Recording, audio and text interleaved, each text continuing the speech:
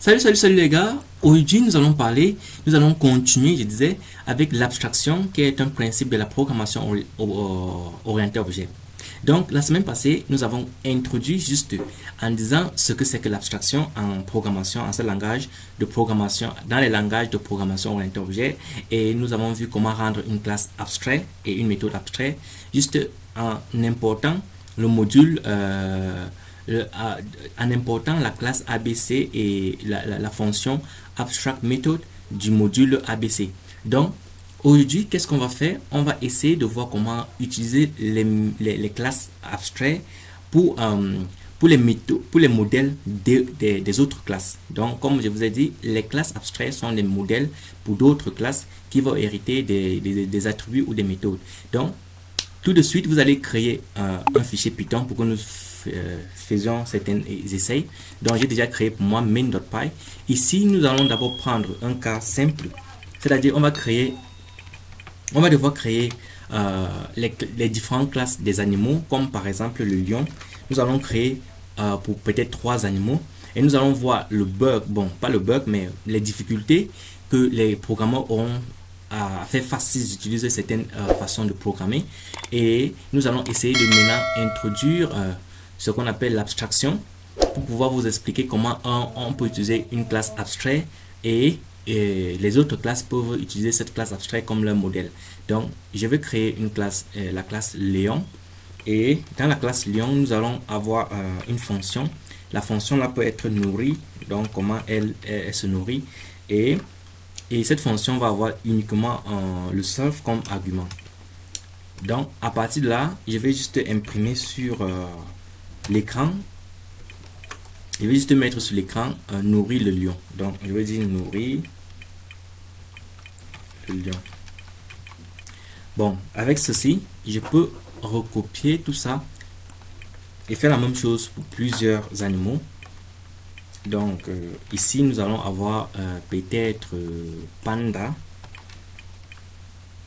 Je pense que panda, vous savez, je disais panda comme ça, et on va juste changer ici nourrir panda.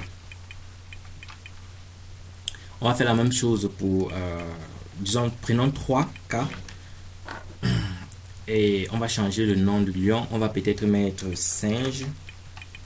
Et pourquoi ça n'a pas changé? Bon, singe, désolé, c'est un peu lent. Singe. Bon, vous voyez, nous avons 3 classes. Bon, vous voyez comment c'est difficile de travailler avec ce type de programmation. Imaginez que nous devons faire cela pour tous les animaux dans un zoo. Ça doit être énorme, n'est-ce pas? Parce qu'il y a tellement des animaux dans un zoo. Donc si j'exécute le programme, tout va bien, tout marche bien. Et ici vous allez constater que nous devons par exemple créer une classe mère, que les autres classes comme lion, panda et singe doivent hériter d'eux, parce que tous sont des animaux. Donc on pourrait créer une classe abstract pour que cette classe abstract soit un modèle pour tous ces classes là. Donc vous voyez un peu. Donc qu'est-ce que je peux faire pour pouvoir raccourcir mon travail? Je vais juste importer, comme je vais faire une classe abstract, je vais importer je vais aller au le module ABC, ABC.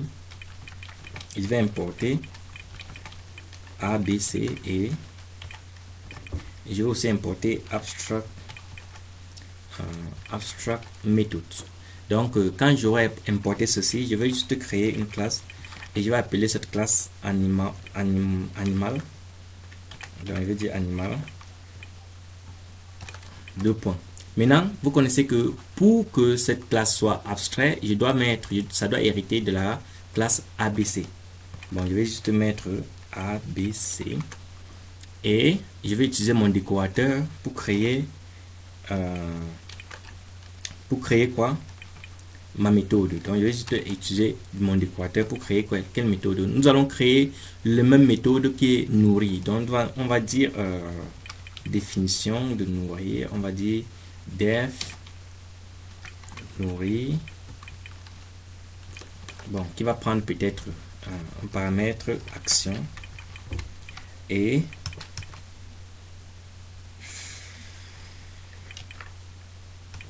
c'est super lent, désolé. Bon, je vais dire solve dot action et cela va être égal à action.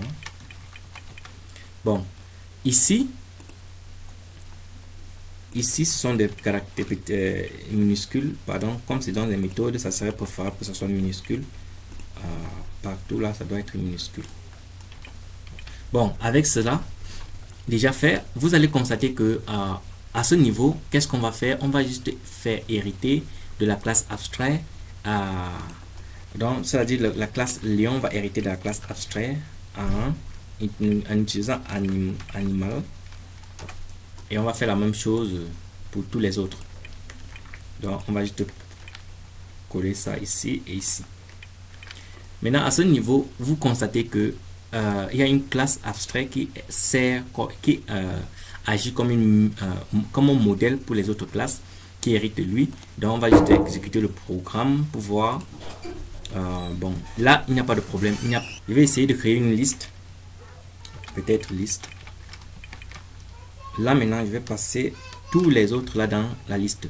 Donc, on va appeler les classes. Je vais faire appel à mes classes. Donc, cette liste va être comme un objet qui va appeler toutes les classes. Donc, je vais juste utiliser Léon.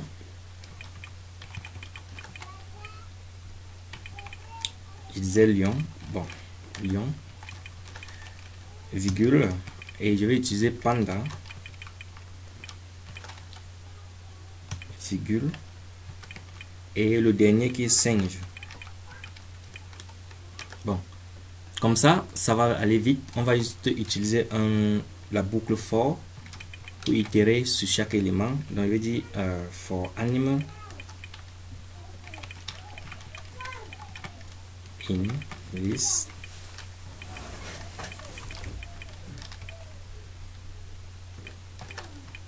For animal in list, je peux dire print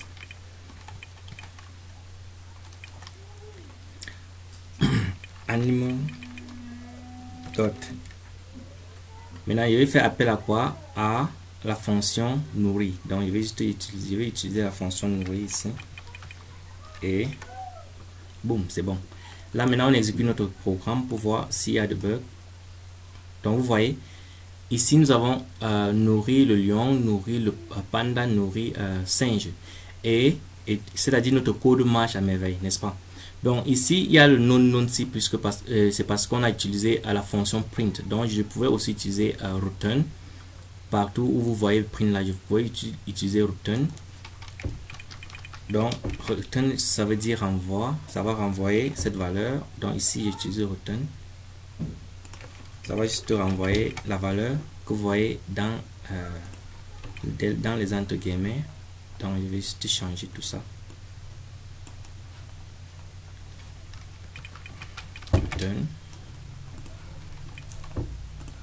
Oups, wow. Donc si j'exécute mon programme encore, vous allez voir, il n'y a plus de none. Donc vous allez avoir le résultat c'est parfait, n'est-ce pas? Donc vous voyez, c'est un peu comme ça qu'on peut utiliser les classes abstraites et les méthodes abstraites. Donc si